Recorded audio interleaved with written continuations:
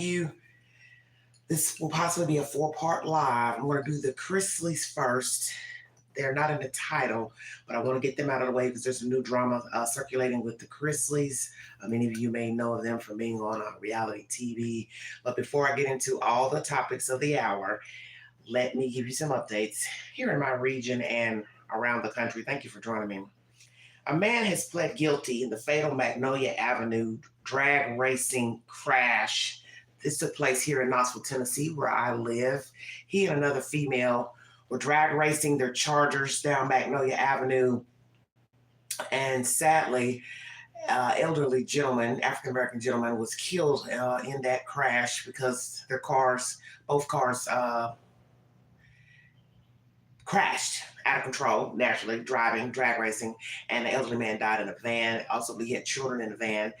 They were unharmed, but the elderly man passed away. So this thing here, he's facing serious charges here in Knoxville, Tennessee, pertaining to that drag racing race. The other female who was also involved, she had a lawsuit against the city for against a police officer that allegedly chased her to her home, manhandled her. They have it on video. Feel free to go to YouTube Q to check out that body cam footage of her being manhandled by the police officer. She wins a lump sum of money from the city of Knoxville. And then next thing you know, she gets into this little drag racing incident with this fella here, and a man is killed. So both of them are facing vehicular homicide of the man. And then just a few months ago, she was arrested over near the Strip, over near UT, the University of Tennessee, for driving down a wrong way. So she's been a little busybody. So her money, basically, that she got free from the city for being manhandled by a police officer, alleged police chase that led to a house that led to her being manhandled. She's not spending that money on lawyer fees. Stay woke, everybody.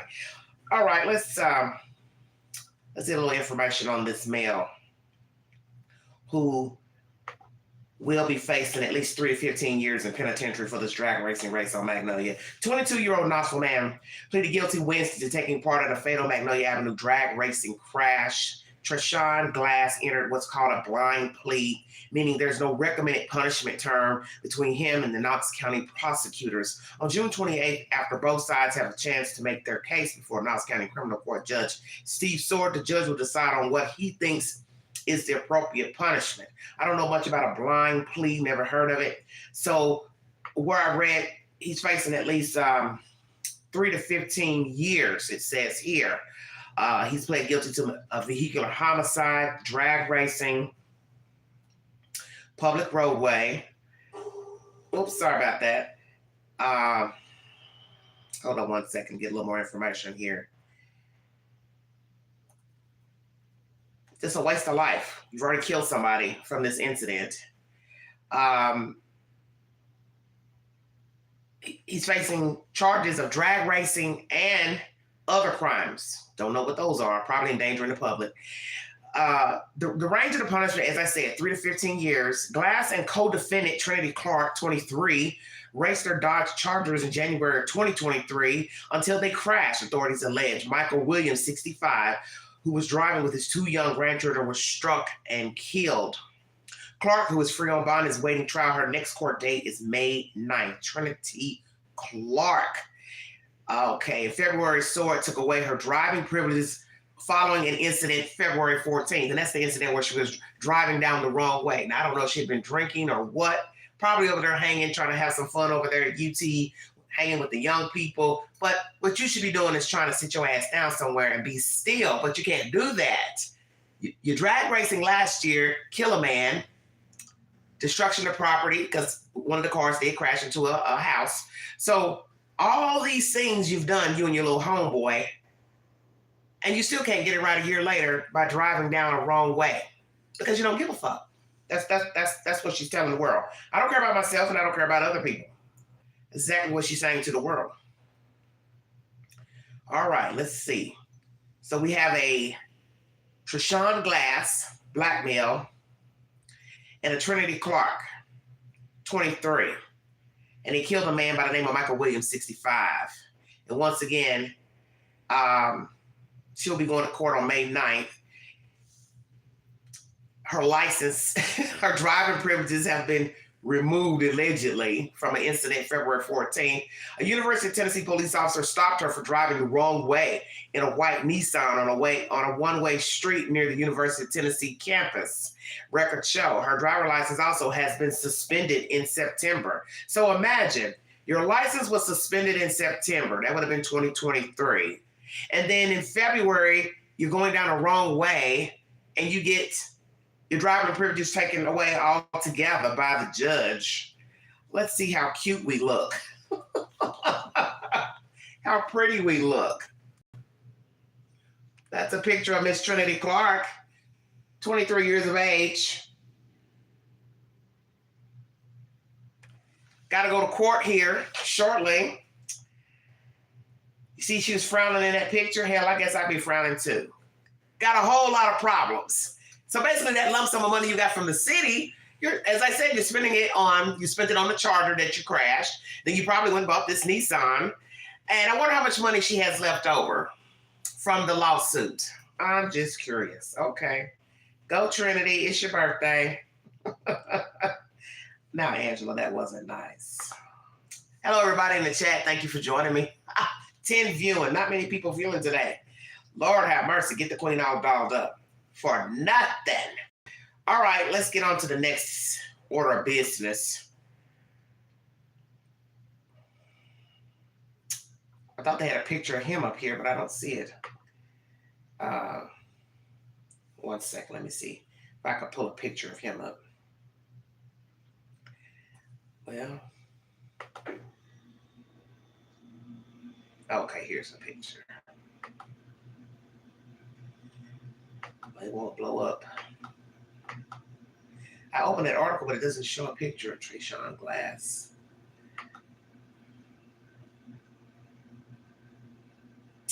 I'll have to Google his name because it's not coming up on this. Hope everybody's well. Busy afternoon, bringing you the business. Crazy nonsense going on.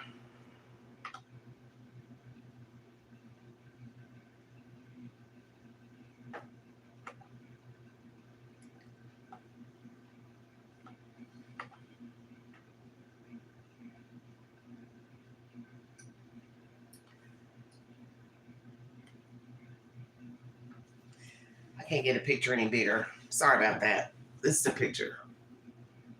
This is a picture of suspect, Mr. Glass, facing vehicular homicide and other said charges here in Knoxville, Tennessee. That's a picture of Mr. Glass. All right, let's get on to the next subject. Let's talk about the Chrisleys briefly. Savannah has been making a stir for a couple of years now about her parents being incarcerated, and she feels like I don't really know why she keeps talking so much about her parents as if they have not committed fraud. And then her statement as if, well, I want to live a certain way and be like what? Be like what? Be like your parents? Because eventually you're going to probably do some crazy nonsense like your parents. They have not set a good example for you, ma'am. And you need to stop acting like they have. What have they taught you? They taught you, your brother, and the niece how to fraudulently apply for monies and don't have the proper income to pay for the loans, and also not to pay your taxes. Now, many people have gone without paying taxes. Many people have forged documents, taxes, claimed other people, that's against the law. Lied about their income, that's against the law. It's the American government says it's against the law to fudge anything on those documents. So what have your parents taught you? Please help me understand. I'm trying to understand what your parents positively showed you in upbringing years and currently that's appropriate behavior. Because they're not what we would call good Southern Christians. And as I said, we all fall short of the glory, but come on now, Savannah. Stop this nonsense. You're putting on a front acting as if your parents are, good people, good Christian, good Southern Christian folks. They like to lie and they like to steal. And the banks feel they have stolen their money and they want it back. So a lot of you may say, well, I didn't go in and hold up the bank. The bank gave me the money. And exactly, the bank should be liable as well, that you didn't verify to make sure that these people you gave all these loans to could afford to pay the money back. And what one would have to say, you were being greedy and going to the banks to get the loans in the first place, because why do you need all these loans? I don't know how many there were, but it's plural. So why are you going to get all these loans totaling $30-something million? That's a lot. That's a lot. No. Even if you had a house that you bought for $1 million, $5 million, that still don't total $30 million. So you're getting loans from this bank, this bank, this bank for what exactly? Just to have the money to spend, to make yourself seem important, but you didn't think you didn't have to pay the money back? Oh, the bank wants that money back. That's why you're incarcerated. Because you fraudulently applied for these loans, filed for bankruptcy, which a lot of people do when they realize they can't pay their damn due bills because they're living beyond their means, or something happens to their income, or maybe they get sick, go in the hospital, various reasons that people file for bankruptcy. But a lot of people file because they know they have accrued debt that they didn't have to. And the Chrisleys fall into that category. And Hesh, many of you remember the story where she was speeding down the roadway in Los Angeles and slammed into a house, and the house caught on fire because her car caught on fire. She died. Well, her son says her estate is unable to pay the $6 million in claims that came from that deadly accident. Mr. Joe Biden has granted clemency to 16 individuals, 3 here in Tennessee. Just bring you the latest news, because I'm not going to do a live per those stories. Just thought I'd bring you all that information. Now, Lord have mercy. Family for Grayson's car accident requests Todd and Julie's private text messages. Lord have mercy. More nonsense. Now, remember I brought you content the other day that they owe $755,000 from a civil lawsuit of defamation against an IRS worker who says Mr. Todd had put some very ugly things out about her on social media. Well, a jury has awarded this female $755,000. They're also appealing that civil lawsuit, Mr. and Mrs. Chrisley, or should I say Mrs. and Mrs. Chrisley. I said that because he's awfully feminine. Now, Queen can be very, you know how I get sometimes. It's still early, so I'm being a little mischievous this early morning. But I said that Mrs. and Mrs. Chrisley don't want to pay the $755,000. This is why her husband needs to shut up. You are in prison, sir. You're just a white version of Suge Knight. Shh, be quiet. Do your time and just enjoy being in there. Because guess what? When you're up, you don't have any obligations. You don't have to pay rent, light, mortgage, water bill, fee, all those wonderful things that people pay out here in America. So you should consider yourself lucky, you and Mrs. Chrisley. I'm getting them mixed up. You see what I said? Mrs. and Mrs. Mrs. Chrisley and Mrs. Chrisley. Consider yourself lucky.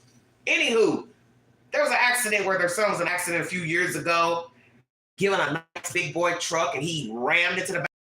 I try to get a little information on what really happened. I'm not really getting into 411, but anyway, somebody says you're liable and I want some money. So is this person suing just to get a payday, or were they really injured? What happened? Well, the law says if you hit me from behind, you are at fault. Doesn't matter the weather. Doesn't matter if you were texting, you fell asleep, you were groggy, your brakes went out. You are supposed to tread lightly when you're driving on the road so as not to slam into somebody. But the law says if you hit someone from behind, you are at fault because you're supposed to be paying attention. So what happened on that fateful day? Things for Todd and Julie Chrisley seem to be worsening by the day. We told you yesterday about the lawsuit they found themselves in regarding their son's 22 crash. Patrick Rockwater is suing the Reality family due to Grayson Chrisley's failure to act appropriately while on the roadways. He claimed that at 5:15 p.m. the day of the crash, Grayson suddenly and without warning recklessly slammed his vehicle into the rear end of my motor vehicle at a high rate of speed. Mr. Rockwater is demanding damages between $25,000 to $750,000. Well, Mr. Rockwater, honey, choose a number. $25 to $750, that's a big stretch. So your damn lawyer should make up his mind. You want $100K, you want $200K. You want $200K, you want $1 million. Just pick a damn even number. $25 to $750 is too long. So I would just shoot for due bills, what it costs for me to get a new car. If I was injured, stress, of course. So hell, just say I need $500,000 and be done with it. Woo, Americans. Anyway, in addition to the damages, Mr. Rockwater is requesting that Todd, Julie, Grayson, and Savannah Chrisley's private text messages be released. He issued 4 subpoenas to Verizon and AT&T. How interesting. Lordy, lordy me. I'm going to read you her post in a minute, Miss Savannah. She's a busy little bee. According to Radar Online, the plaintiff issued 4 subpoenas to Todd, Julie, Chrisley, and Grayson's cell phone companies. Don't you find it strange he's putting Savannah in there as well? Very interesting. He hoped to receive their private messages from the day before the crash and up to 18 days after. So why would you want the messages before?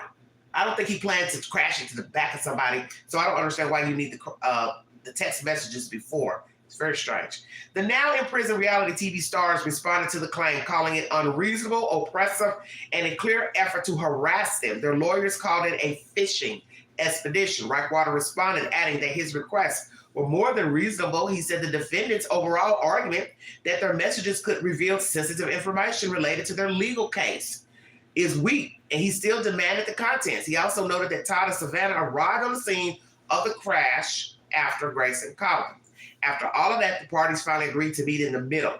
Rockwater will only be allowed to seek records from November 12th to the 15th. The documents also stated they agreed Grayson's phone records will be turned over. The phone company will produce Todd and Julie's transmission logs for Rockwater. The contents of the messages will be disclosed to Todd and Julie's lawyer. Why Entertainment? Yahoo is the source.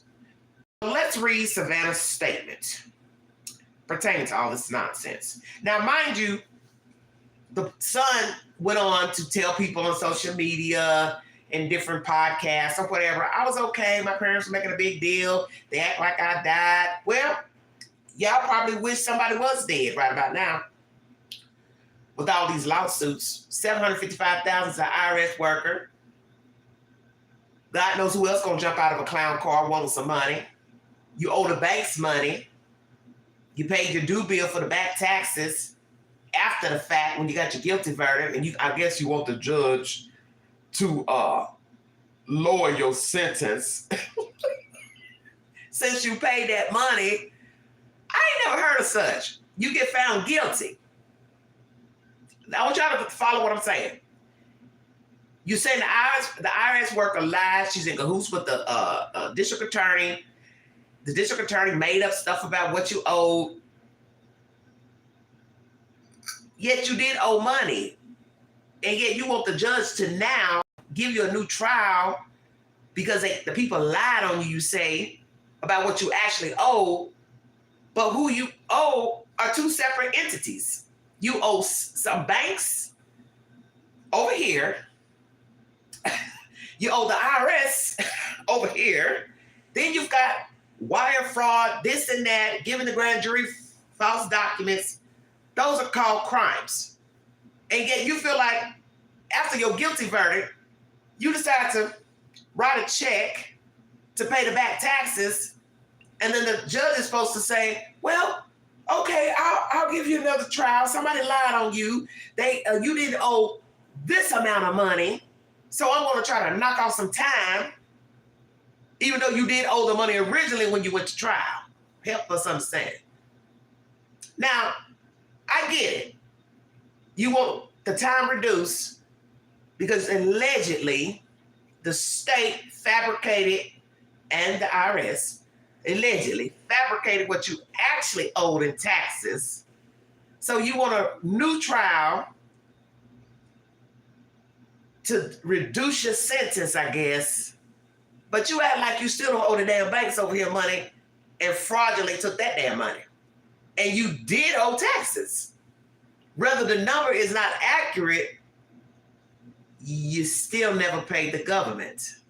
And you only paid the government, ding, ding, ding, after your guilty verdict 4 months later.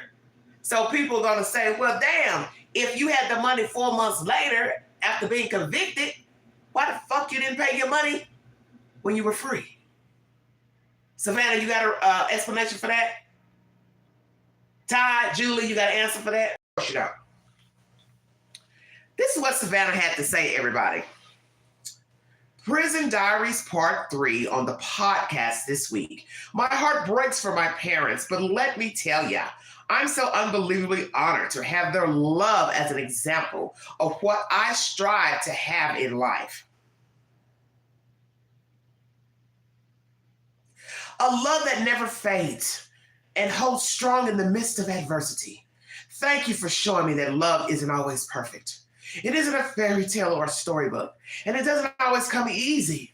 Love is overcoming obstacles, facing challenges, fighting to be together, holding on and never letting go.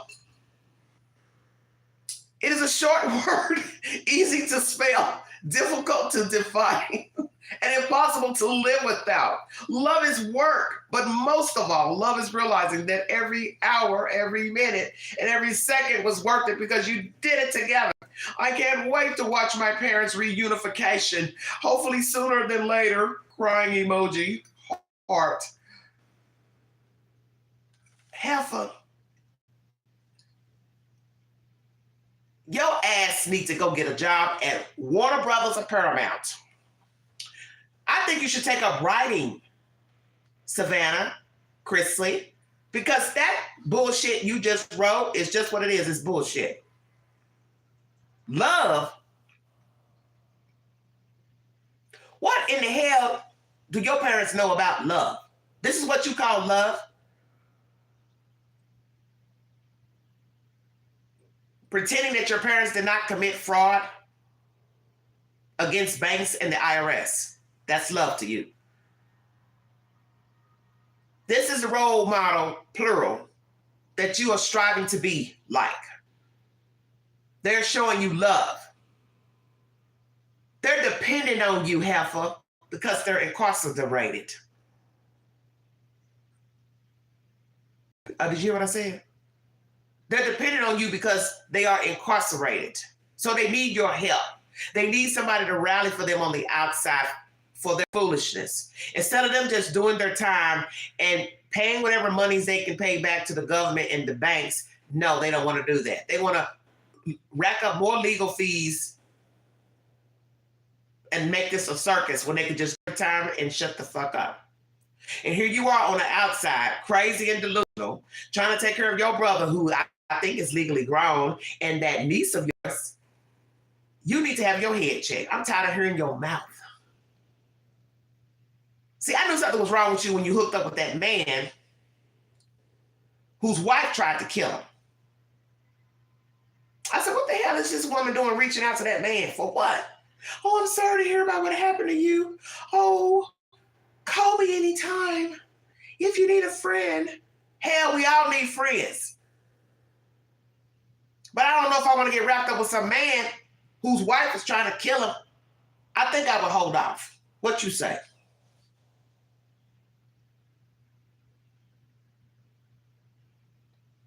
That's your boyfriend still? I think you're tired of being obligated to your niece, perhaps. Maybe you want to be fancy free and doing your own thing and not be obligated, not be really worried about your brother.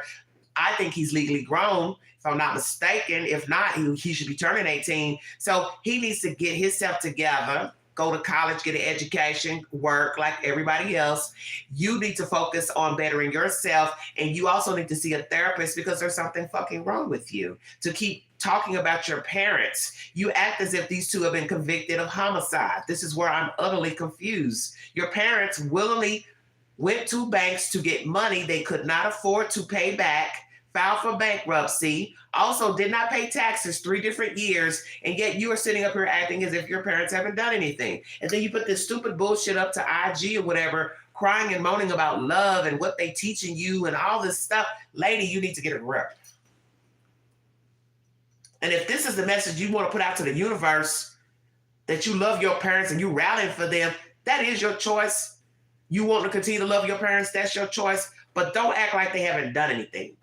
That's why I have a problem with you, your parents. You are acting like nothing was done. The government has strict bylaws. Banks have strict bylaws. You don't pay them their money, they will try to get it one way or the other. If that means seizing your properties, your assets, your Jordans, your Gucci slippers, then that's what they will do. And that's what people don't seem to understand about accruing debt. You getting all these credit cards and bank loans and shit for a fancy house and fancy furniture. All this shit is made in China. So who are you breaking your neck to impress? Definitely not the Chinese. Have you all not heard? They're trying to come to America. They're selling all their worldly goods to fly around the world via YouTube videos. Yeah, they're watching YouTube videos to tell them how to get to America, to get to the Mexican, to get to Mexico, to then get to the US border. So all this stuff that you're breaking your neck to buy is made in China, India, Indonesia, wherever, and it doesn't have any value because it's mass produced. Is anybody paying attention? This is why I don't get excited about stuff. You know, like that picture back there, it's pretty, but it don't mean nothing. It ain't worth a damn. Somebody else has that same picture in their house somewhere in America. Do you see where I'm going? So all this money you're spending for stuff is mass produced and somebody puts a high dollar sticker on it, and now you owe banks for this cheap ass shit made in China. So basically, that's what you should tell yourself while you're sitting in prison. I've ruined my reputation and my livelihood for shit made in China. Yeah, I said that.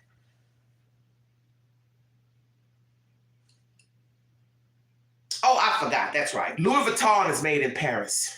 Sorry. The other high brands are made in Italy. But the point still remains. It's just stuff. So you're locked up because of stuff. And that's something everybody needs to think about. You want to go to jail, prison for stuff. Rack up, ruin your credit, rack up bills for stuff made in China, Indonesia, Paris, Mexico, blah, blah, blah, blah, blah. Savannah, Chrisley, you need to get it together. Ty, Chrisley, please stop talking. Do your time and be done with it. You took money that didn't belong to you. You paid your taxes at the last minute. You still owe the money, honey. All right, everybody. Megan Thee Stallion. Woo! Another hot butter mess.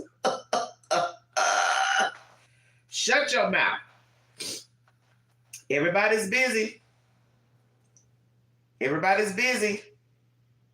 Now, Megan, somebody's brought forward a nasty allegation against you. Don't know if it's truth or not, but we're going to talk about it. All right, everybody. Megan Thee Stallion.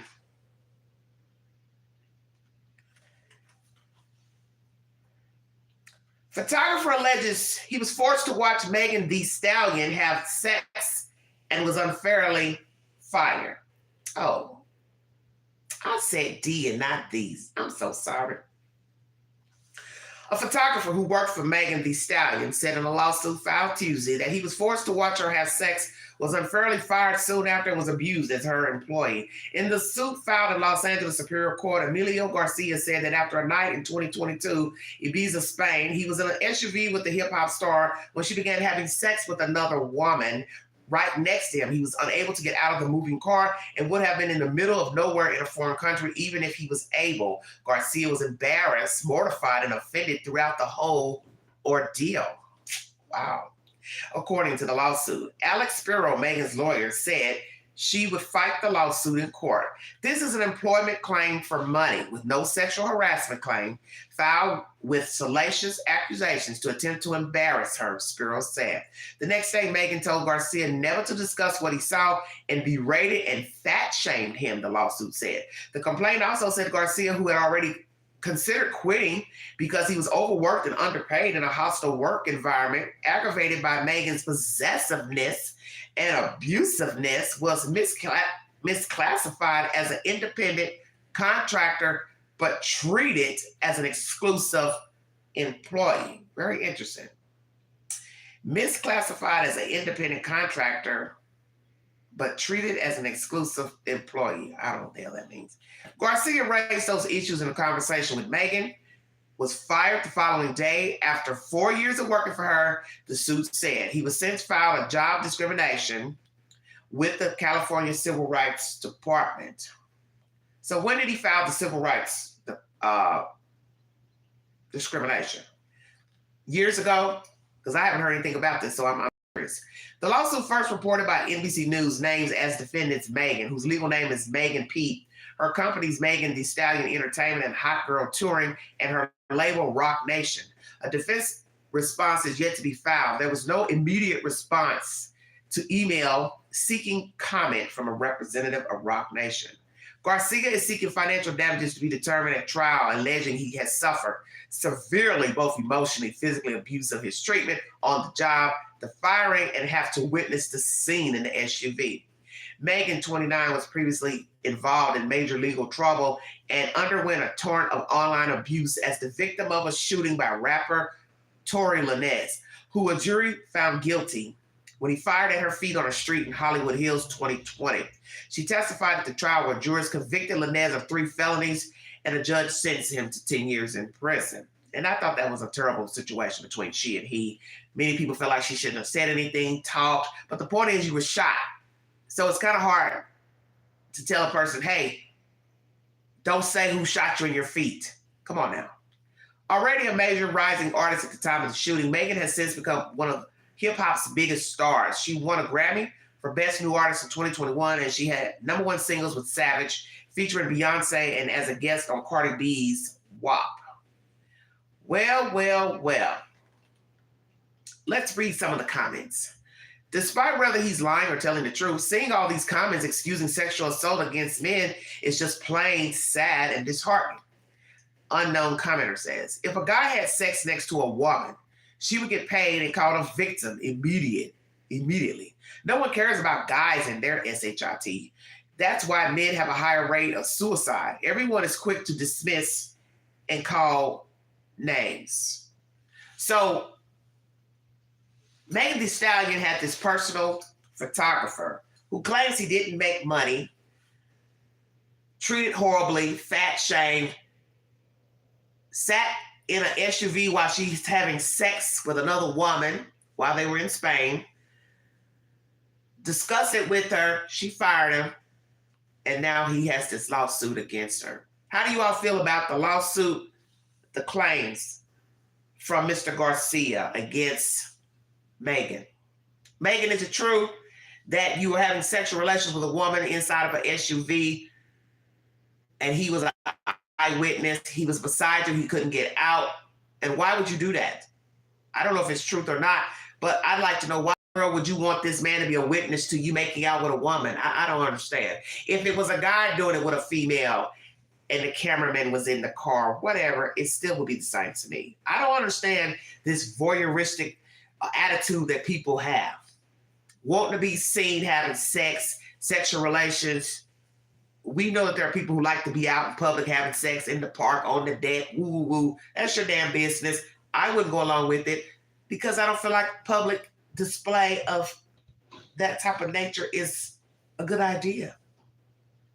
Okay? It's not. And even inside of a vehicle, some would say it's private, some would say it's not. But when there's an eyewitness, then it's really not private now, is it? So is it true that you had sex with a woman in that damn truck with this man? He confronted you, you fired him. Is any of these allegations true? I don't know. That's the latest on Megan Thee Stallion, everybody. Truth, fiction, fact, what? Lies? What are we talking about? So we got Ann Hesh. She's no longer alive. Son says they can't pay her. Lawsuits, people suing, for that wreck at that house where the car exploded and the house exploded. A part of the house caught on fire. We got Megan Thee Stallion being sued by a personal cameraman. Didn't say how much he's suing her for. We've got some busy people out here. We've got the Chrisleys crying and moaning about wanting a new trial, not wanting to pay the $755,000 owed to that IRS worker where Mr. Todd defamed her, but a civil suit says he owes her the money. Will he pay the money, he and the wife? Now we have a man suing all of them for a wreck where the son wrecked a truck into his car a few years back. And he says he was at fault. And his claim is $25,000 up to $750,000, which is a very weird stretch of numbers. And then we got Savannah hooping and hollering on her podcast about her parents and the love they have for one another. And she sounds like a very cheap Hallmark card. And as I said, the time she spends ranting and raving and wanting to talk to the news and being on her podcast whining, she should go work for a major studio house and try to apply for being a writer. Because that post she put up to IG, I'm assuming it's IG, it is a $2 Hallmark introduction. And I said that, and I meant that. And to me, the fact that she's aiding her parents in their foolishness and riding this donkey ride into the abyss as if they haven't done anything wrong, it shows me that she's just as unethical as they are and she don't give two fucks. So she's probably going to go out here and do whatever she has to do to make money and get money. Because my understanding, she sold her cosmetic company. Don't know what it was worth. And somebody's going to say to themselves, well, why did you sell your company? And you can't be making that much from that podcast. How much could you be actually making? Especially when you're coming from a lifestyle of being on reality TV and living in $1 million houses. How much is she actually making from her podcast? Because I know that when you're on this platform, you're only getting paid by the views.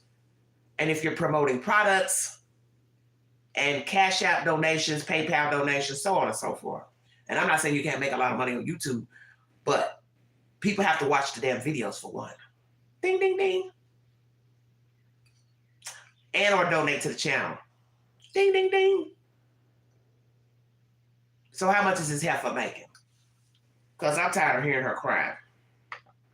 Maybe you and Gypsy Rose should get together. She's left Ryan. And she wants him to pay her alimony.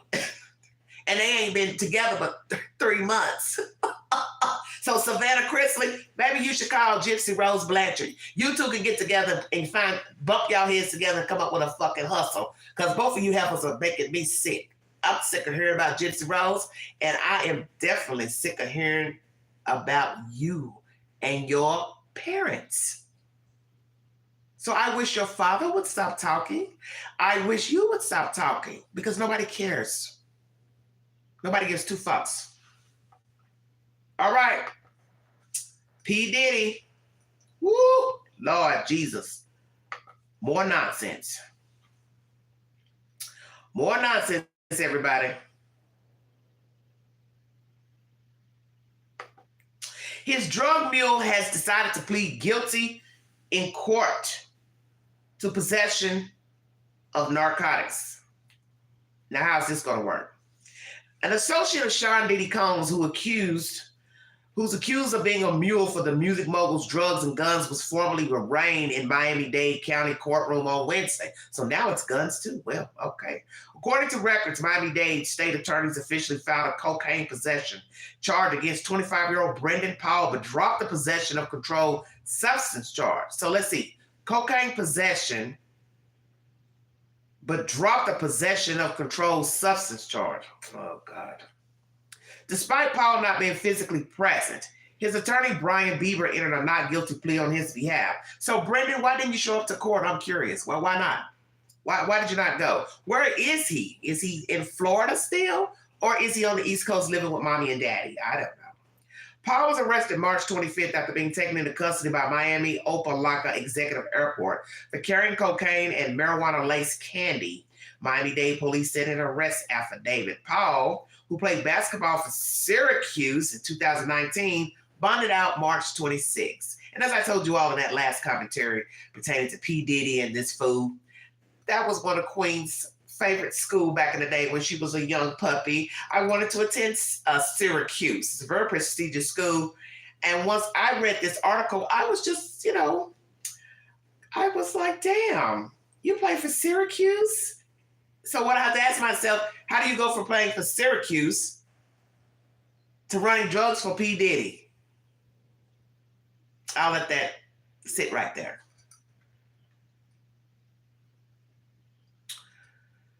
So once again, he bonded out March 26th. Video for TMZ showed Diddy pacing around at the same airport March 25th that Homeland Security agents raided the mogul's mansions in Miami and Los Angeles. At least 5 law enforcement sources told NBC the raids are connected to an ongoing sex trafficking probe. In a statement, Combs' attorney called the raids an unprecedented ambush and said the mogul is innocent and will continue to fight every single day under his name. There was a gross overuse of military-level force and search warrants were executed at Mr. Holmes' residences. There is no excuse for the excessive show of force and hostility exhibited by the authorities or the way his children and employees were treated, Aaron Dyer's statement said in part. News 6 South Florida is the source. Well, Mr. Lawyer, let me talk to you for just a second. Nobody beat up his sons. Nobody beat up the staff that I know. They went in the house, dismantled some things, looked through things, took some things. Nobody was hurt, beat up, shot, choked, strangled. The reason why it was a lot of people present is because Homeland Security handles these types of charges, which is sex trafficking, for those who didn't know, because I didn't know. So that is why there was a heavy presence of officials coming out of New York and local officials, FBI, whomever, CIA involved. So now that everybody knows that, Mr. Brendan Paul, how did you meet Puff Diddy? How did you get entangled in this drug trafficking business? What is your relationship with him? We're hearing that he likes men. So what I have to ask myself, he's old enough to be your father. Did you finish school? Did you get a degree? What was your major? Are you still living at home with your parents? And what the hell are you doing trafficking drugs on a plane? The dope was in his bag. So the law is going to say it was your dope because it was in your luggage. Although it's on Mr. P. Diddy's plane, it's still in your personal effects. You are pleading not guilty. So what are you saying to the public? That you've told on P. Diddy, Puff Daddy? Did you snitch? Did you say, well, it wasn't my personal dope. I only got it for him because I've been doing that. What did Brendan Paul tell officials about the drugs in the bag? Did he admit that the drugs were for Sean Puffy Combs? Here is our suspects, Mr. Brendan Paul. He is a Caucasian male. Looks like a killer. Excuse me. One, I don't believe in using drugs. I feel like drugs are a waste of time. It's a waste of imbibing something that's going to eventually harm you down the road. We have a lot of lethal drugs now with this fentanyl and heroin, pills. It's a short-lived life. So whether you are using, you are trafficking, manufacturing, or doing all of the above, it is a short-lived life. Most states are implementing harsher punishments for trafficking drugs, using drugs, selling the drugs. If indeed you sold the drugs and somebody dies, you are getting stiffer penalties in prison. Maybe even a life sentence if somebody dies. And Tennessee is one of those states. So I don't see the point. And I'm wondering if perhaps you are sideways as well. Are you a homosexual, bisexual male? Because that seems to be all he hangs with. Now, everybody's entitled to their opinion of what the fuck P. Diddy's been doing in these house parties and sexual assaults. human trafficking, whatever the hell he's been doing. I think some of it's true. And sir, I have to now ask, what is your role in dealing with him? Because you are 25 years old. You're the age of his children. So why the fuck are you hanging with this grown-ass man who's old enough to be your father? How did you meet him? Were you all out partying one night? He saw you, somebody, hey, holler at the white boy. He got the connection. Because that's usually how this shit goes. You probably were out there hustling dope. And somebody told P. Diddy about you. So I don't know if he met you on the East Coast, because that's where he's from allegedly. So I'm trying to put it together. How did you two meet? Because you're from the East Coast, he's from the East Coast. So did you all meet back on the East Coast? He's out partying one night. Somebody says, oh, you can go to the white boy. He got the shit. And then it went from there and you all bonded and you fly with him carrying the dope. But don't you know that's a heavy charge to carry for some black man that you don't know a damn thing about? And if you've been hanging around with him on boats and yachts, which we hear from the affidavit, you have been around. So we now know there's some truth to it. So we do know he likes to get high. So that ain't a lie now.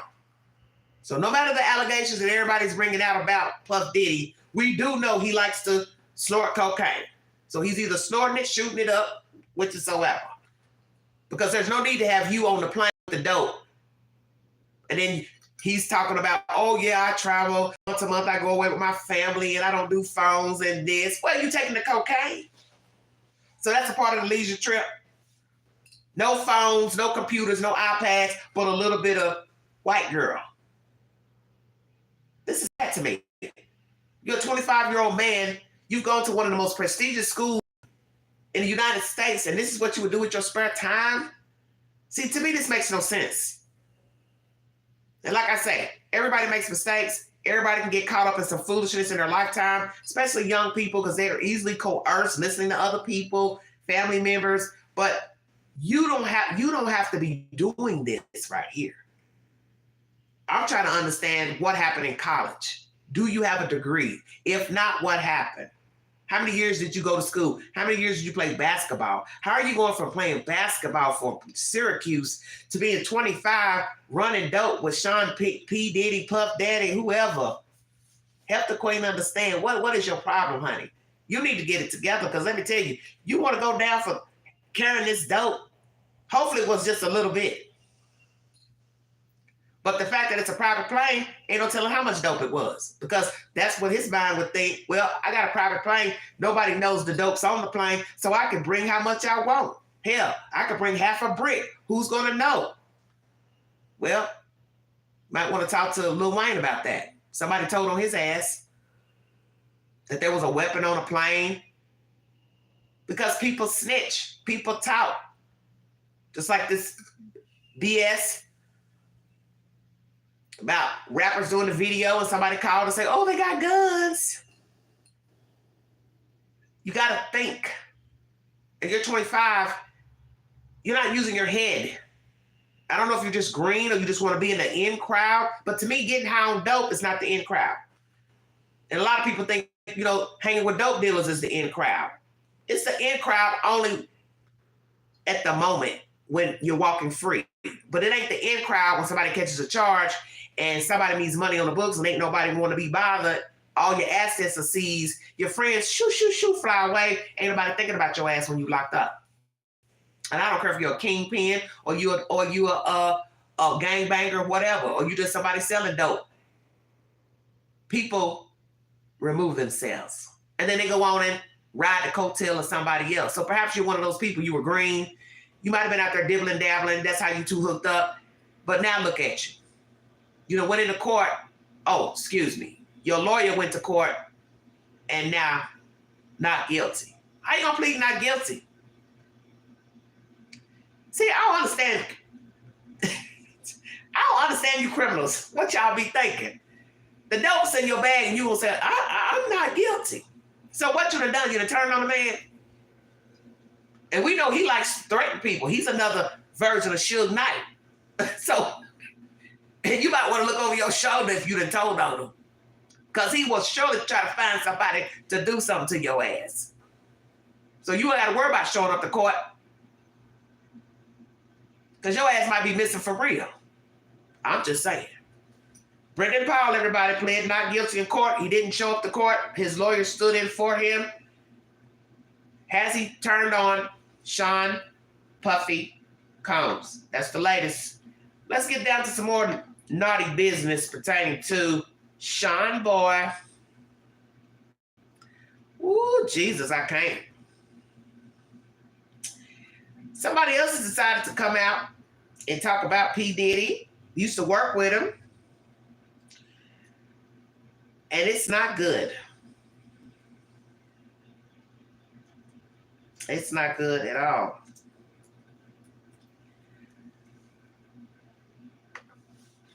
The guy who brought forward information about all these parties and dope and drug trafficking, drugging people, sex orgies, whatever, it has come to light that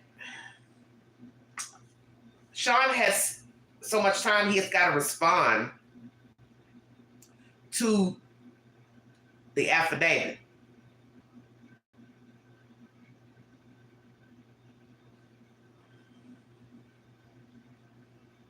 Rodney Jones, who filed a summons, says Puff Diddy's got to respond.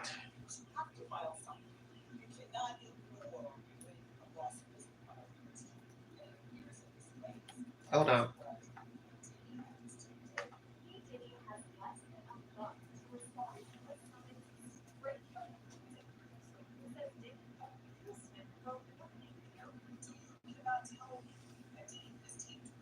So he has 1 month to respond to the lawsuit by Rodney Jones Jr. Will Puff Daddy respond to the lawsuit? That's Law and Crime. There's some more nonsense on Law and Crime pertaining to a protege.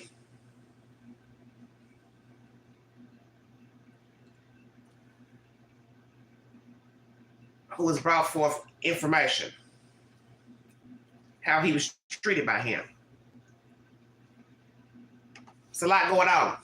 Will he respond to Mr. Jones's affidavit? What does he want him to say? Say what? I did it. I'm sorry. He's not going to do that. He's not going to do that.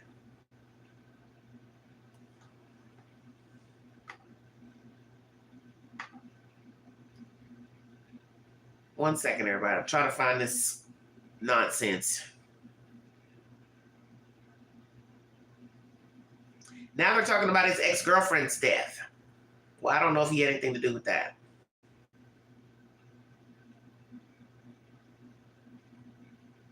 They're also saying he will face these charges pertaining to what Mr. Jones has in the affidavit. Will he be arrested? I don't know. I'm trying to find this article about this other guy.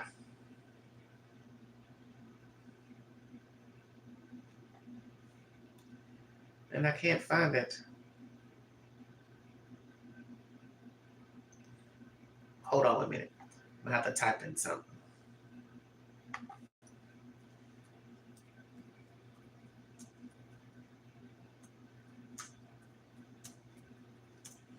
Hope everybody's well. Woo, the last topic I got for you is a doozy. Harvey Weinstein. I'm not believing this. When I saw the notification earlier, I said, oh yeah, I gotta go live on this. Harvey Weinstein's conviction has been overturned.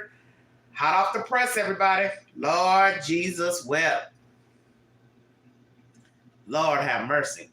Hold on one second. I'm trying to find this content about this guy who's come out. Yeah, I don't know why it won't come up.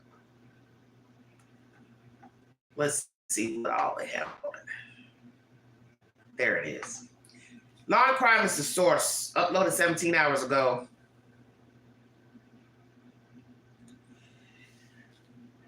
So everybody's been bringing forward a little something about P. Diddy. You're entitled to believe whatever you want. I believe there's some truth to some of this stuff because the drugs, that's been proven. So women being roofied, taking a shot, working on the boat, the yacht, feeling disoriented. They're implicating his sons as well. This ain't good. This ain't good at all.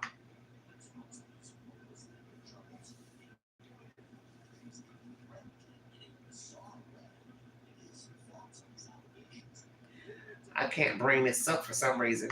I don't know why the volume doesn't play loud on the articles out of YouTube for some reason. I don't know why. I mean, the videos off of YouTube, they won't play.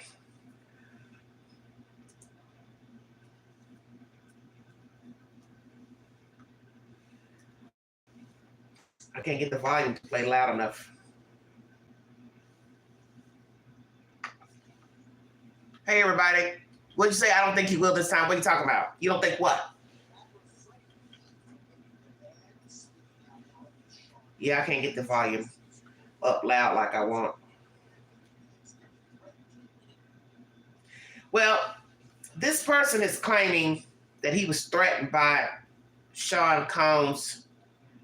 Let me see what I can pull up because I can't get this volume up. Freddie P, a rapper who starred on MTV's Making the Band, was mentioned by Sean P. Diddy Combs, says the music mogul's bad behavior was often on full display.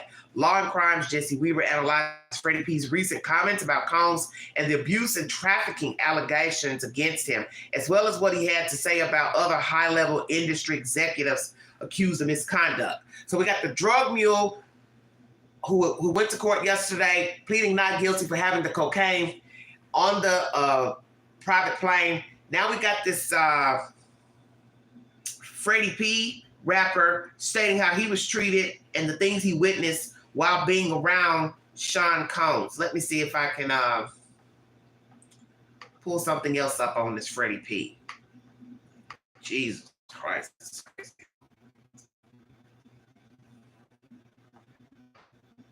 Thank you all for joining me. If you'd like to donate to this great network, $McAngie, 129 Cash App, stickers and chats are always welcome during the live stream. Freddie P. Freddie P, what you got going on? He says, the band Freddie P claims Diddy threatened his life, leading to his departure from the group. Vibe.com back in the day when they were hanging around and working with Mr. Sean Puffy Combs.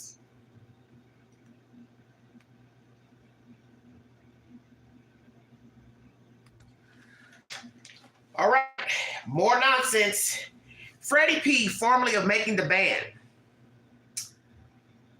Making the Band's The Band, claims he left the group after Diddy threatened his life. On Friday, April 19th, the 43-year-old appeared on Art of Dialogue. And Art of Dialogue is on YouTube. Feel free to go over to his YouTube channel. He talks to a lot of people that's in the rap game. We already have one guy who worked with P. Diddy who's talked to this YouTube channel holder about his time with Puff Diddy. And I think some of the things that he has said also is truthful as far as P. Diddy going to, what was it, Ja Rule's hotel room in North Carolina or something, and they both came out half-dressed.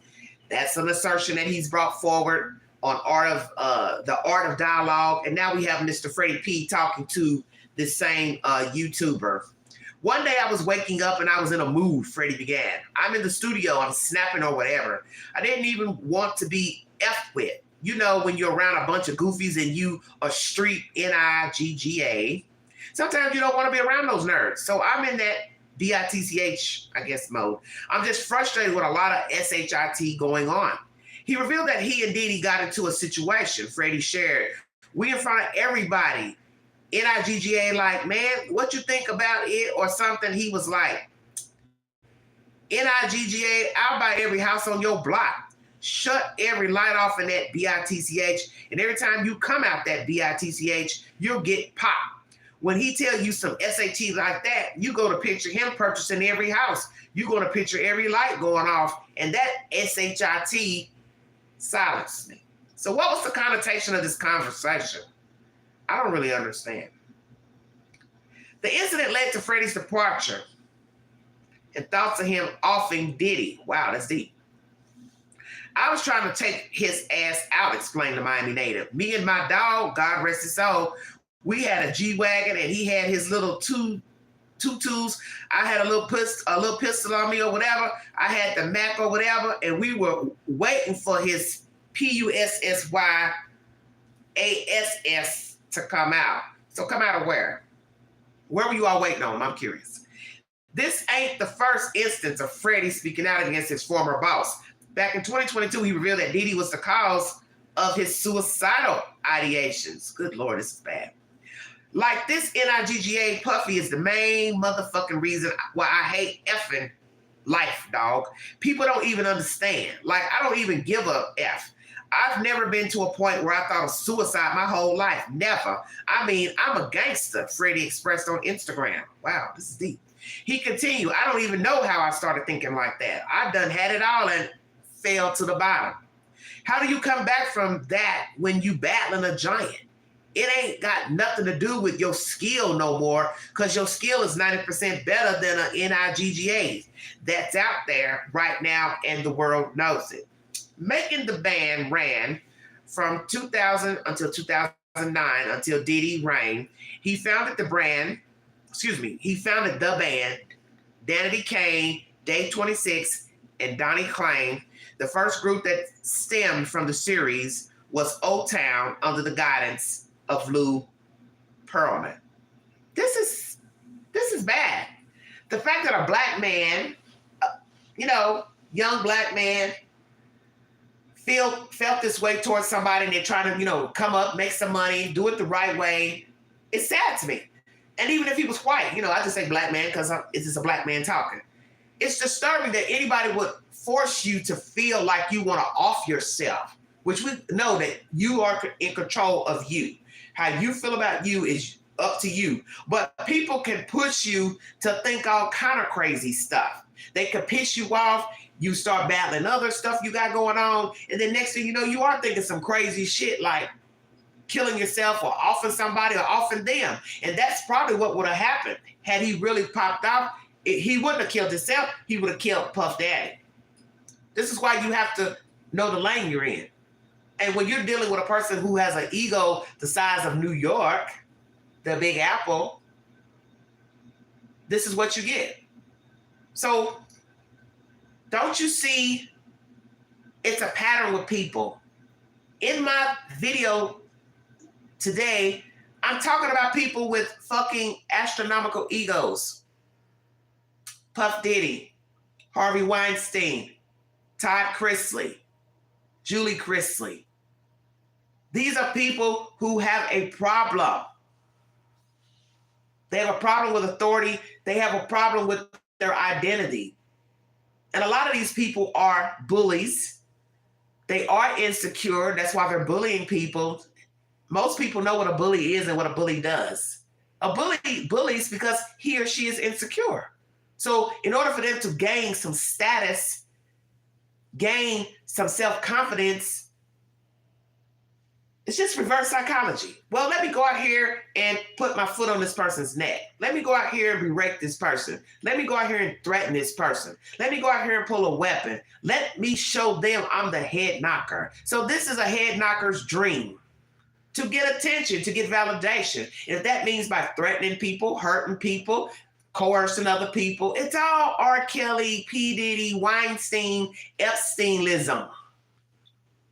I'm the head knocker. My shit don't stink. You're going to do as I say. You're going to jump in the water knowing you can't swim. You're going to jump out this plane knowing you ain't got a parachute. So you're stupid enough to go jump your ass out there. That's on you.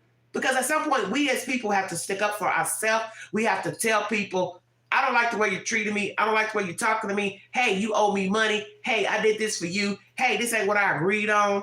Hey, I'm out of here. This shit is going to continue. This type of behavior. Epsteinism, Weinsteinism, R. Kellyism, P. Diddy'ism, Chrissyism, until you tell them, hell no. It happens in the military, police departments, police brutality, dirty cops doing shit out here to the civilians. workplace, school, church, neighborhood, landlord, tenant. It's the same game. I saw a story the other day coming out of California where a boss who has infractions against him, complaints against him, or let's say complaints with the school board. He's over the maintenance of this California school district.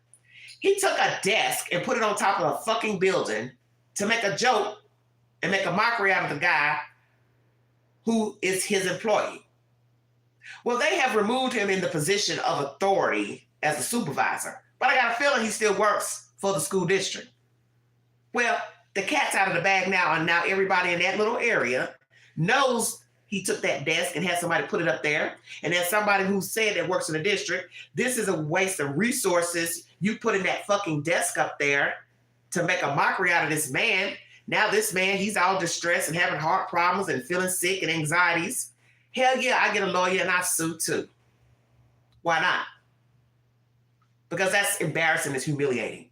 You got a problem with me, then you come to me. But you don't go in my office and take my desk and put it on top of a fucking roof to try to make fun of me. But see, this goes to what I'm talking about right here. It's the same bullying.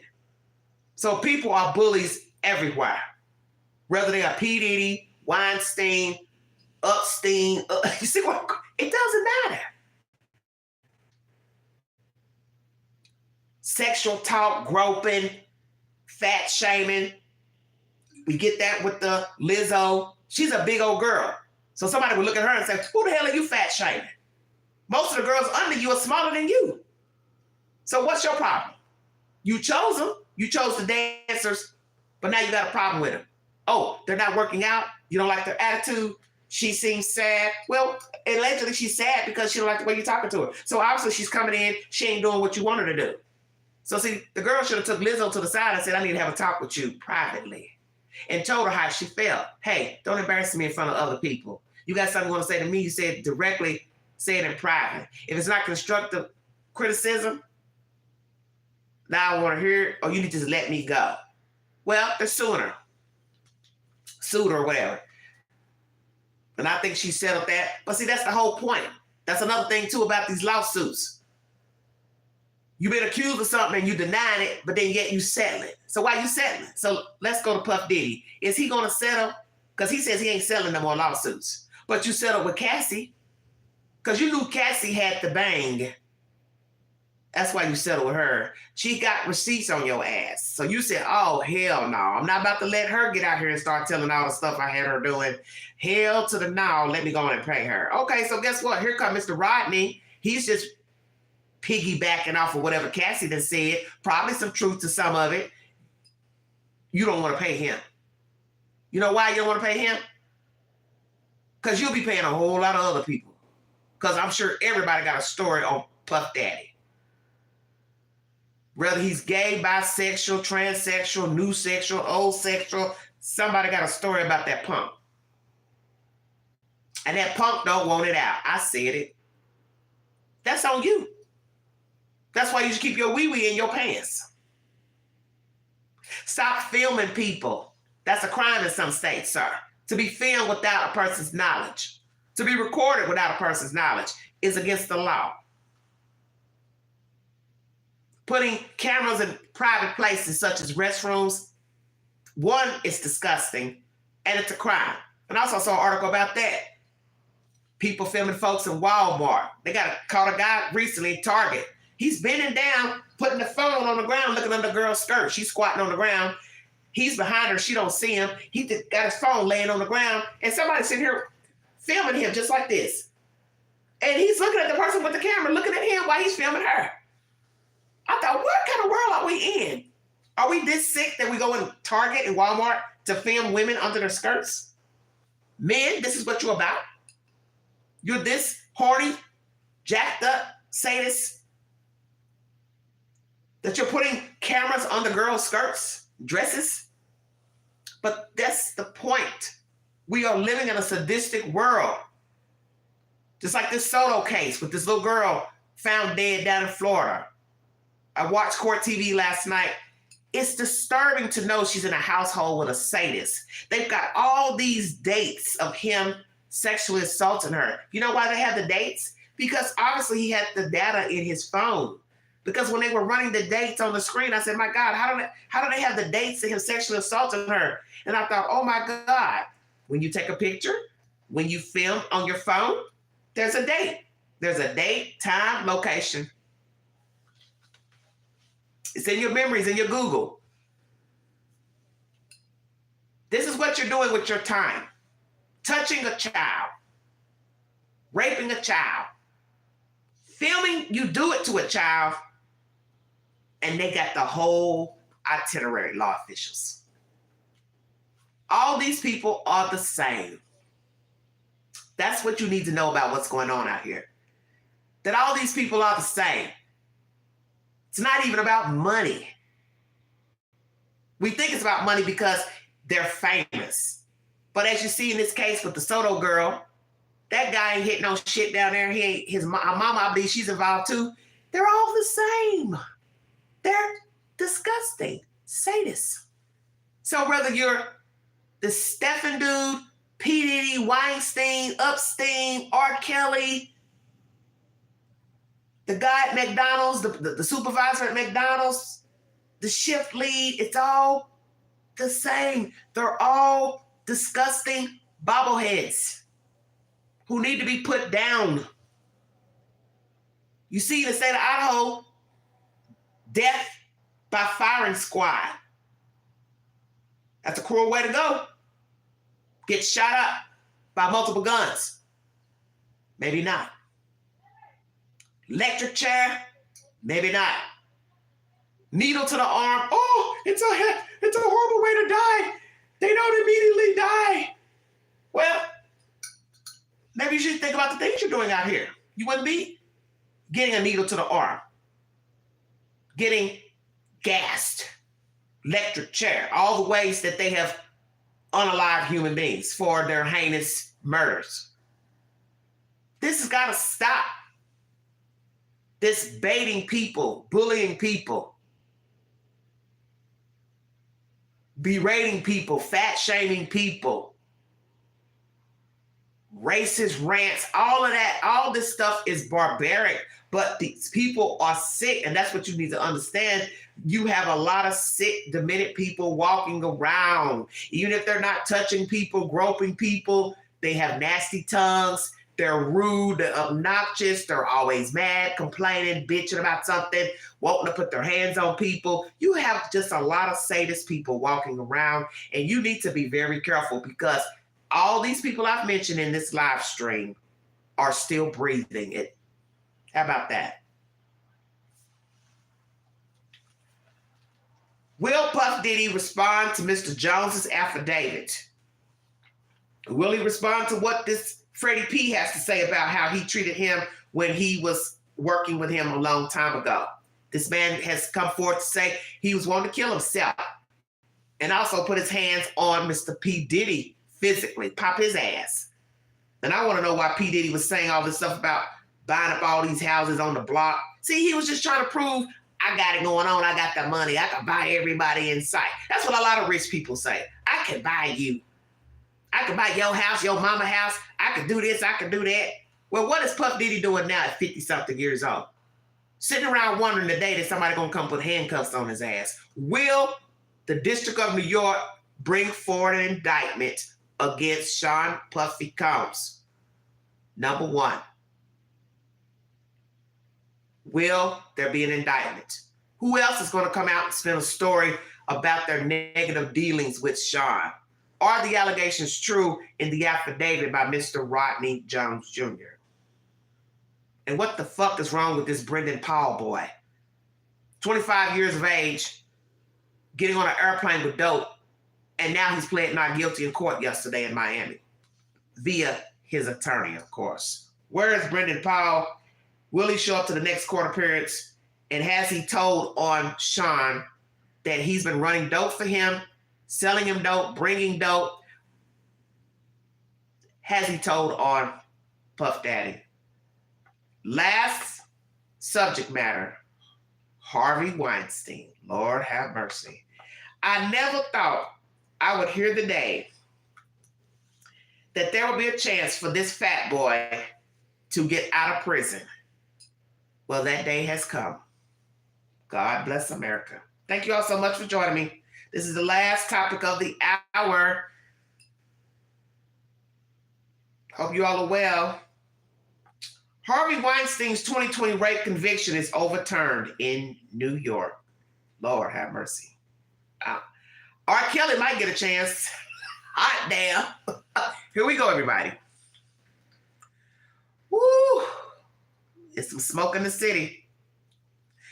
New York's highest court on Thursday overturned Harvey Weinstein's 2020 rape conviction, finding the judge at the landmark #MeToo trial prejudice the ex-movie mogul with egregious, improper rulings, including a decision that let women testify about allegations that weren't part of the case. We conclude that the trial court erroneously admitted testimony of uncharged, alleged prior sexual acts against persons other than the complainants of the underlying crimes. The court's 4-3 decision said the remedy for these egregious errors is a new trial. Before I finish this, I'm going to ask you on my channel, take the poll about this decision, because it's a pretty good way to 4-3 vote.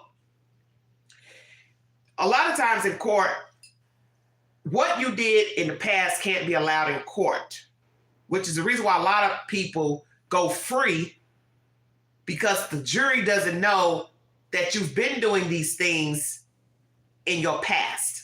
And I think they should be relevant. Now, I'm not here to say that a person can't change, okay? But when it comes to sexual crimes, they need to be admitted, okay?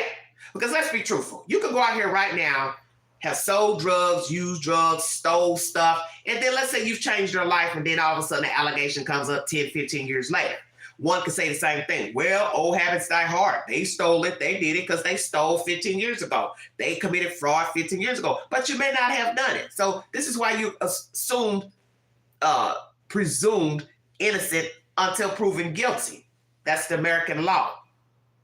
But I feel like, seriously, when it comes to sadism, child molestation, rape, human trafficking, solicitation, prostitution, forcible crimes like that, like a pimp, or pimping out a kid or woman, man.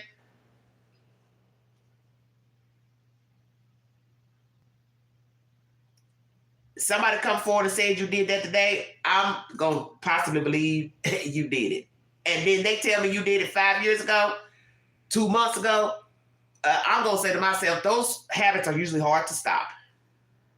And it's been said about child molesters, rapists, they do not change. So that's why I said, when it comes to sadism, that type of behavior is not the same as somebody used to rob for a living, somebody used to steal for a living. They can change. But a sadist, you like touching kids, you like raping women and men, you're not changing. And that's been proven statistically that most sadists do not conform. They do not change. They die in prison because when you free them, they go back out and assault again. And most people who you have seen incarcerated, especially people who are older and they're in there, they've been doing this most of their life. Most groomers were groomed. That's why they're grooming. This is why we have children who are offenders, teenagers, now they're adults, because one, they were touched, they never got help. So now they're grown, they're doing what was done to them. Doesn't mean it's right, but it's a statistic. That most of these people out here, like R. Kelly, he is a groomer because he was groomed. So I won't doubt that P. Diddy was groomed. I won't doubt that Harvey Weinstein was possibly groomed, because that comes from somewhere. You just don't wake up wanting to force people to have sex. How do you wake up one day and you are now a rapist? That's not even a normal thought. I want to force her to have sex with me. I want to force him to have sex with me. I want to have sex with a kid. What would make you want to have sex with a kid? unless somebody has done something to you to make you think it's appropriate, or you got some insatiable desire to release yourself and you pick a kid. You see where I'm going? It's still 9 times out of 10, somebody has touched you inappropriately. So they're saying egregious improper rulings included a decision to let women testify about allegations that weren't a part of the case. We conclude that the trial court erroneously admitted testimony, uncharged sexual acts against persons other than the complainants of the underlying crimes. Once again, 4-3 vote. The State Court of Appeals ruling reopens a painful chapter in America's reckoning with sexual misconduct by powerful figures, an era that began in 2017 with a flood of allegations against Weinstein. His accusers could again be forced to relive their traumas on the witness stand. The court's majority said it is an abuse of judicial discretion to permit untested allegations of nothing more than bad behavior that destroys a defendant's character but sheds no light on their credibility as related to the criminal charges lodged against them. In a stinging dissent, Judge Madeline Singles wrote that the majority was whitewashing the facts to conform to a he said, she said narrative, and said the Court of Appeals was continuing a disturbing trend of overturning juries' guilty verdicts in cases involving sexual violence. The majority's determination perpetuates outdated notions of sexual violence and allows predators to escape accountability, Singles wrote. Weinstein, 72, has been serving a 23-year sentence in a New York prison following his conviction of charges, a criminal sex act for forcibly performing oral sex on a TV and film production assistant in 2006, and a rape in the 3rd degree for an attack on an expiring actress, 2013.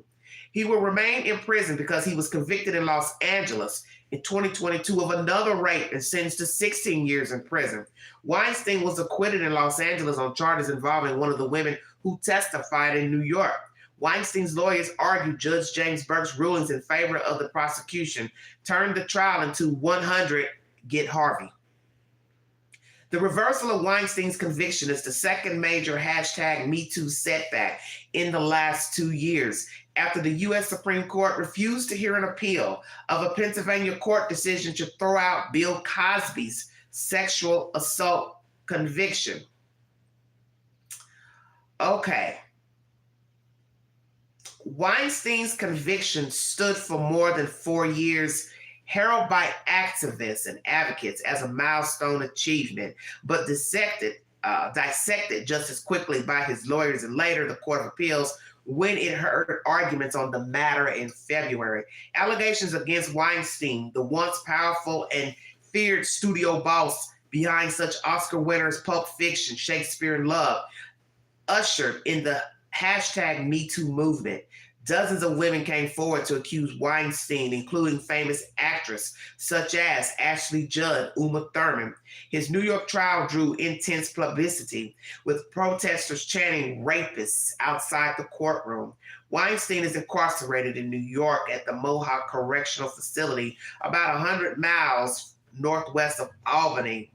He maintains his innocence. He contends any sexual activity was consensual.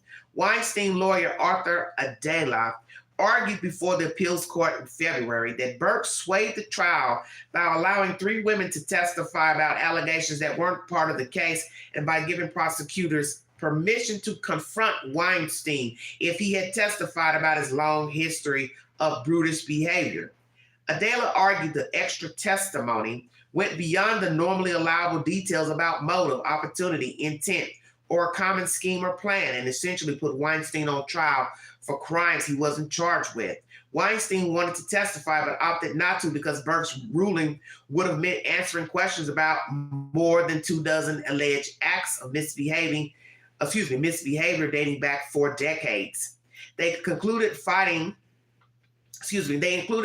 with his movie producer brother, flipping over a table in anger and snapping at waiters and yelling at his assistants. We had a defendant who was begging to tell his side of the story. It's a he said, she said case, and he's saying that's not how it happened. Let me tell you how I did it. Adala argued. Instead, the jurors heard evidence of Weinstein's prior bad behavior that had nothing to do with truth and veracity. It was all, he's a bad guy. Adala also took issue with Burke's refusal to remove a juror who had written a novel involving predatory older men, a topic the defense lawyer argued too closely resembled the issues in Weinstein's case. A lawyer for the Manhattan District Attorney's Office, which prosecuted the case, argued that the judge's rulings were proper and that the extra evidence and testimony he allowed was important to provide jurors context about Weinstein's behavior, the way he interacted with women. And that's my point. When you have a consistent pattern of abuse, physical, mental, sexual, I feel like it should be brought to court. I think it should. Defendants' arguments was that they had a consensual and loving relationship both before and after the charged incidents. Appellate Chief Stephen Wu argued, referring to one of the women Weinstein was charged with assaulting.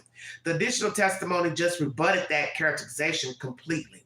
Wu said Weinstein's acquittal on the most serious charges, 2 counts of predatory sexual assault and first-degree rape charge involving actor Annabella Shore's allegation of a mid-1990s rape, showed jurors were paying attention and they were not confused or overwhelmed by the additional testimony.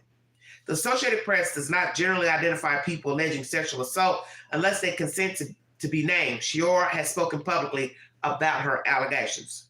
The Court of Appeals agreed last year to take Weinstein's case after an intermediate appeals court upheld his conviction. Prior to their ruling, judges on the lower appellate court had raised doubts about Burke's conduct during oral arguments. One observed that Burke had let prosecutors pile on with incredibly prejudicial testimony from additional witnesses. Burke's term expired at the end of 2022. He was not reappointed and is no longer a judge. In appealing, Weinstein's lawyers sought a new trial, but only for the criminal sexual.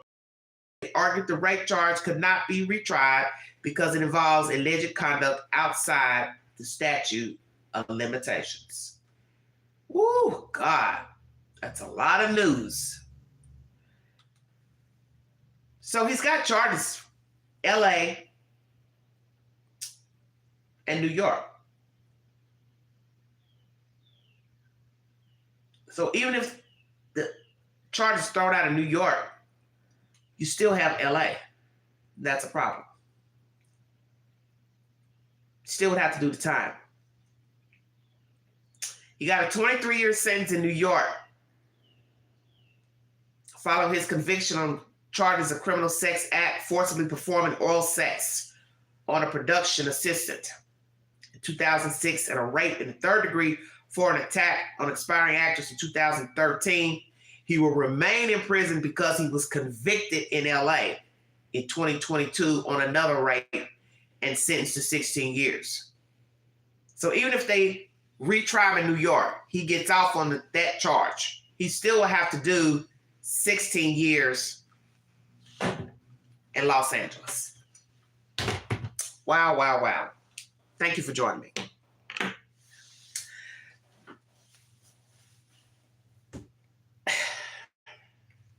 For those of you who follow my work, you know how I feel about children, sexual assault.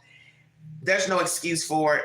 And as I said to someone recently who I know, and we've had, I found out some information about this person, I let them know. I said, you know what I talk about on my network. And you can't explain to me you having sex with a 14-year-old, 15-year-old. You want to now add on, well, they were 15, I was 19. I don't really give a fuck. You have no business having sex with a girl underage. I want to say this during this live stream. Let me clear my throat.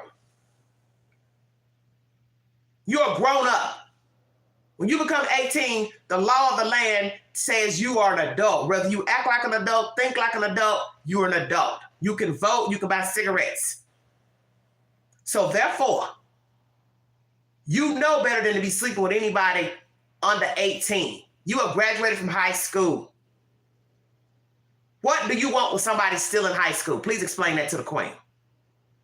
I don't care how they look. I don't care if she said something to you. don't care if she flirted with you. The only way you can get away with saying, I didn't know how old they were, is if you were somewhere in a different jurisdiction, the girl lied and said, oh yeah, I'm 18, and you just assumed she was 18. Okay, you've made a mistake.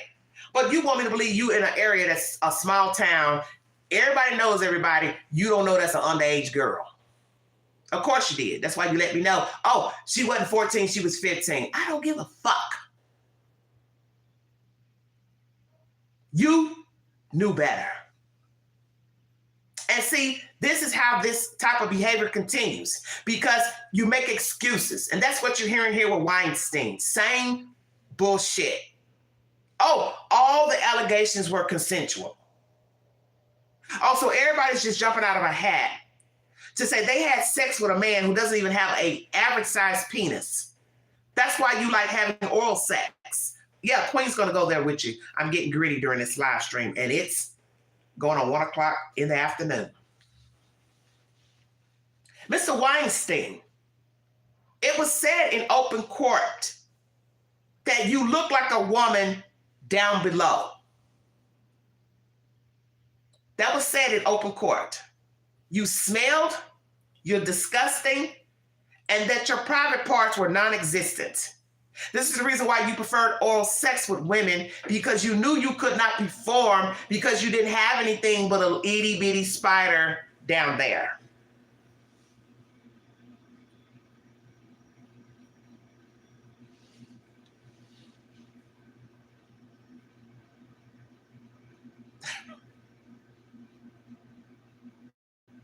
Are you all hearing what I'm saying? He smells.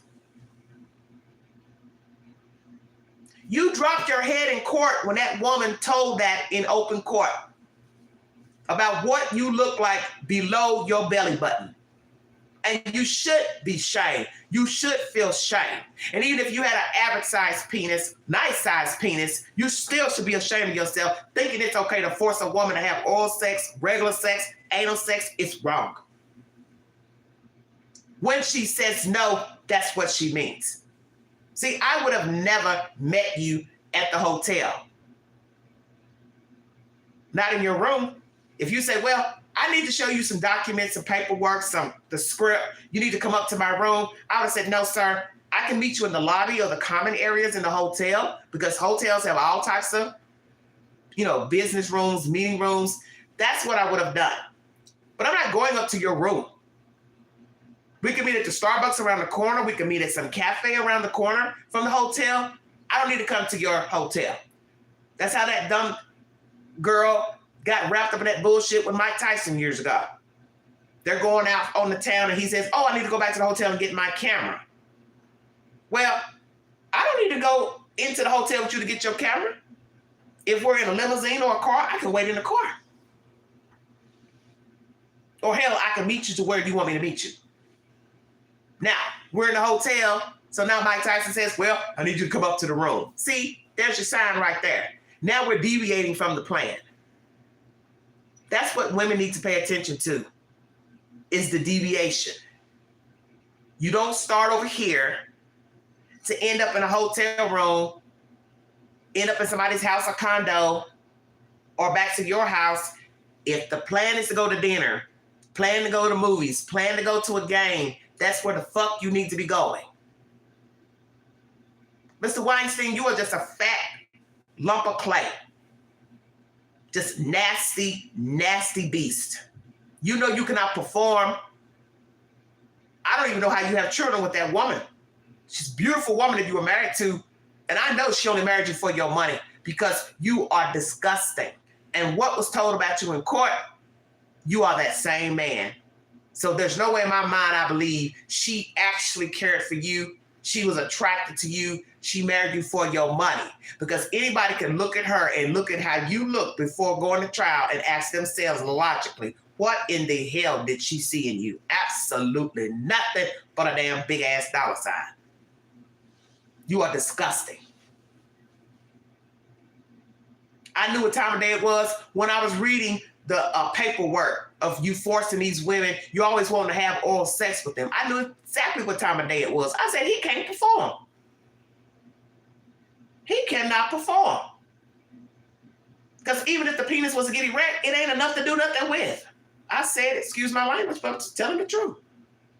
And even though we have seen this with men who don't have an average sized penis, they have been able to make a baby, but you still was wondering how. You are that guy. You are vile. You used your position as a movie producer to force yourself on women in allegedly probably exchange for getting a role, getting this. And any woman should know there's no guarantee that you're going to get a role in a movie by having sex with the producer, the director, whoever you're going to see at the studio. No. You better have that in writing first. The role and the amount of the contract. If you decide you want to have sex with somebody for a role in a movie or whatever, you better have it written in ink and you better have a copy. Because just somebody pulling you in a room and all this groping and touching and, oh, you're so pretty, you smell so good, and how bad do you want the role? And you foolishly go along and have sex with them. You think after you pull your clothes up, somebody gonna still give you a role in a movie? What makes you think that they would do that? Oh, because he told you? Well, you do this for me, I give you the role. Baby, please. Photographers have been doing it, coming on to the women, the models. I heard all type of nasty stories about the modeling industry, casting couch stories. Weinstein had a terrible reputation in Hollywood. Brad Pitt even approached him. Was it Brad Pitt? Was Brad Pitt or one of the actors approached him, if I'm not mistaken, about one of the models, Paltrow, I believe. You made a pass at her at one time, didn't you? And Mr. Pitt had to have a few words with you about your behavior. Was it Brad Pitt? I think it was Brad Pitt or some guy. Had to have some words with you about your behavior and told you to fuck off. So you would think if a guy is approaching you about an allegation of being inappropriate with a woman, you would have stopped. But you didn't. Because you were already comfortable in your shoes as a pariah. So you weren't going to stop doing what you had been doing. And it was said when this court procedure was taking place that a lot of people in Hollywood knew your behavior, knew that you were predatory, knew that you liked to come on to women, made passes, advances, or rape. And what could people do? Because you were already a head honcho. It's not like you're the guy moving the ladder around the studio, or you're the guy that's sweeping up, or you're the caterer. You're a high-ranking official. You own the fucking studio. So that's a problem. So who are people going to complain to when you and your brother are the heads of the studio? You own your production company. But see, that's the thing about life. Whether you are a music producer, singer, actor, dancer, athlete, production head, you're going to have to answer to somebody, and his name is God. One syllable. G-O-D. So with all this highfalutin and bribery and threats, sexual assaults, groping, whatever you guys been doing, Bill Cosby, throw his ass in there too. You're going to have to answer to a higher power one day. Maybe not in this lifetime, but in the next. And it may not feel so good on that side of the coin that you're going to sit on. God has been good to give you the gifts that you all have. And you're ungrateful. And this is what you think, to use your gifts by tarnishing the universe with sexual groping and rape and bribery and whatever else you do out here that's nefarious in nature. This is why I keep trying to tell people, it doesn't matter that they're wealthy, that they're famous. Regular people are doing the same thing. Just like when you hear all these horrible cases of children being sexually abused, it is the same situation. Women being mistreated this way, forced out to the streets to prostitute, kidnapped to perform sexual acts in hotel rooms and houses. It is the same behavior. It does not matter about the money. That's just what you're seeing once the allegation has gotten out. Oh my gosh, he's famous. He's famous. People have been doing this, using women, using their bodies.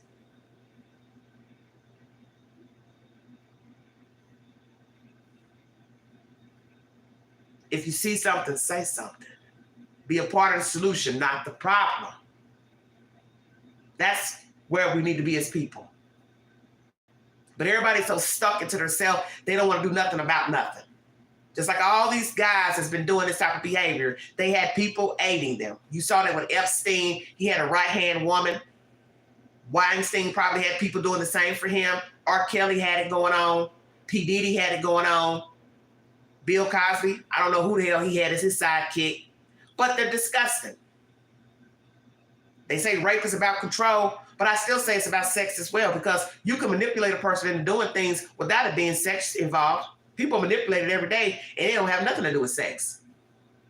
People manipulate people to pay their bills, to do favors for them.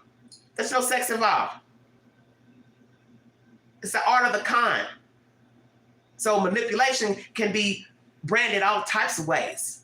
Don't even have anything to do with sex.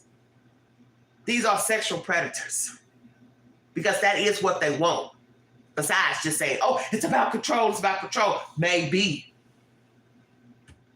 But they're still getting something out of it more than just saying, I control her, I control him. They're getting sexually gratified, don't you get it? Because like I said, you can manipulate them to do other things. Why is it about the sex? Because that's what you want too. And then look at the trade-off. One allegedly killed himself in New York. Some say he was murdered in the prison. I say he killed himself because he didn't want to face the music. Epstein. Weinstein is incarcerated in New York. R. Kelly incarcerated. Bill Cosby, old ass free. He and the wife crying and moaning over their monies. God don't like ugly. Think about that. Going to prison, overturned, same thing, Supreme Court, free, and the only thing you and an old ass woman can do is sit up and argue over your money. Who's going to be in charge of it? Who wants to spend their old age arguing over money? Because there's still lawsuits. That's why. There's still lawsuits. So now we got to argue over how to divvy it up. Hide it. Miss Camille, you should have hid the money as soon as the first allegation came out about Bill Cosby. This is how you know how stupid people are.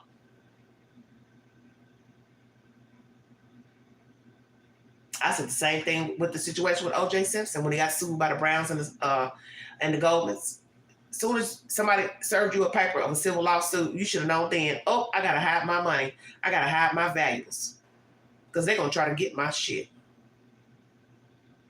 But no, when you walk around with your head up your ass and think your shit don't stink and nobody's going to do anything to you,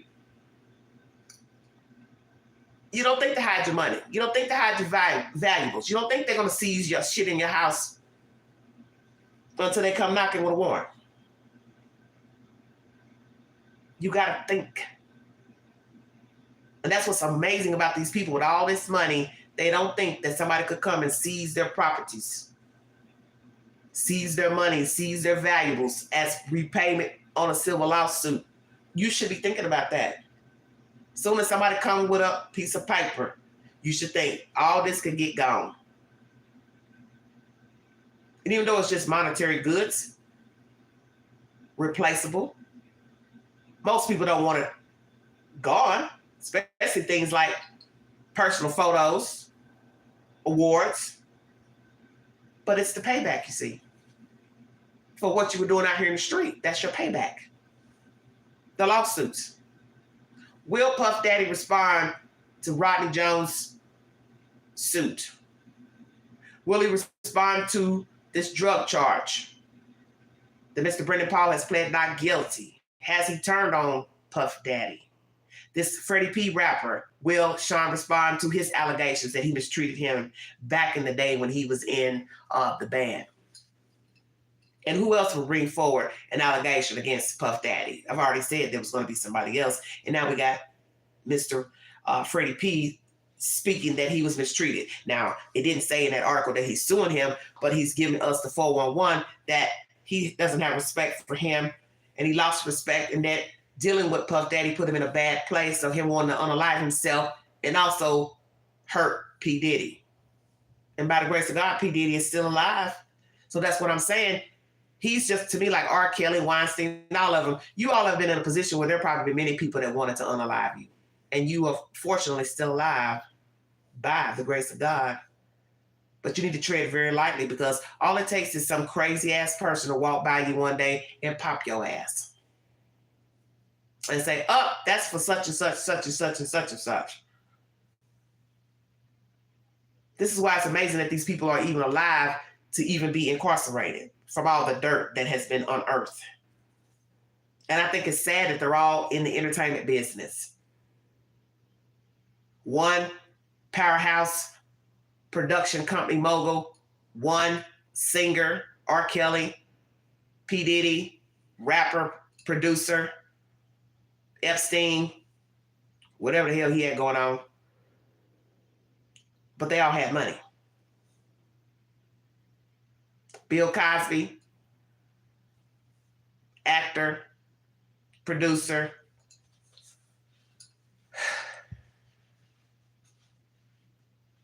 And now it's just an old man who can barely see, wrangling with his elderly wife about their monies. See how things can change? Blink of an eye. I want to thank you all so much for joining me. This is my content pertaining to the Chrisleys. They are being sued by a man who had an accident with their son 2 years or so ago. He is suing the family for $25,000 to $750,000. I brought you information by Ann Hesh. P. Diddy, Brendan Paul, the drug mule. Harvey Weinstein conviction overturned in New York. Megan Thee Stallion has an allegation against her, being sued by a personal photographer who worked for her and said she performed a sex act in an SUV with another woman while he was there. He also feels like he was not paid properly for his work for her. He was also in a hostile environment and fat shamed by Megan Thee Stallion, the rapper. Are those allegations true? I don't know. What will her response be? A lot of foolishness with famous people. A whole lot. You entitled to believe the allegations or not? Rodney Jones, allegations, a lot of dirty allegations against Puff Daddy, human trafficking, drugs, coercion, abuse, violence, drugging women. Also, his sons, there are allegations against his sons, also drugging women, abusive women. Also, he felt like he was coerced by Mr. Sean into sex acts. Also claims of being drugged himself, waking up disoriented one day, all while living in the house with Mr. Sean Combs, which is very bizarre to me as well for 1 year. Seems like to me he would have left. So what's the truth to the allegations against Sean? Will he own up to them? Will he end up paying out more lawsuits? He says he won't, but we will see. If you'd like to donate to this great network, $McAngie129, Cash App. Stickers and chats are always welcome during the live stream. Once again, as I said, if you see something, say something, especially when it comes to children, because with adults, you know, you can't tell adults how to live. Even if you see that they're being abused in some form or fashion, it is their choice. The best you can do is try to talk to them and offer them resources. But as for children, you have every damn right to say something. And you let the chips fall where they may and pray that justice is served. Thank you so very much. I want to bring you another live stream pertaining to the case out of Oklahoma where the two women were unalived by Miss Tiffany Adams and her cohorts. I want to know what's the role of the social worker, because that's bothering me. as of late. And I'd like to get down to business and talk about that subject matter. And I hope you come back here shortly and join me for a brief live pertaining to that debacle. And please follow my content on Sade Robinson. Blood has been found in the house of Mr. Maxwell Anderson, and they're saying that it doesn't belong to her. I did a lengthy live last night. Chop it up at your convenience. Whose blood is on that wall? The comforter? Was she put in the tarp? And that's why there's no blood. Was she murdered at the house or in her car? Dismembered also in the car, and that's why he torched the car. What's the truth? Because what is going to be baffling is if we find out there are more victims and their bodies have not been found. Has Mr. Maxwell Anderson unalived more victims in that house or somewhere else and discarded their bodies somewhere in Milwaukee or outside the Milwaukee metro area? And are we talking about a repeat of a Jeffrey Dahmer? I also want to bring you content pertaining to these men popping up in the lakes out in Austin, Texas. Some say it's just a fluke that these men are coming up dead in the waters. But how many accidents can you have in a 2-year span of 11 deaths? All different races of men. Accident, explain it. Serial killer, explain it. So I'm supposed to believe that all these men were depressed and jumped in the water. I'm just saying. What's the truth? We will see. Thank you so much. You have been listening to the Vault XL. Thank you for your time.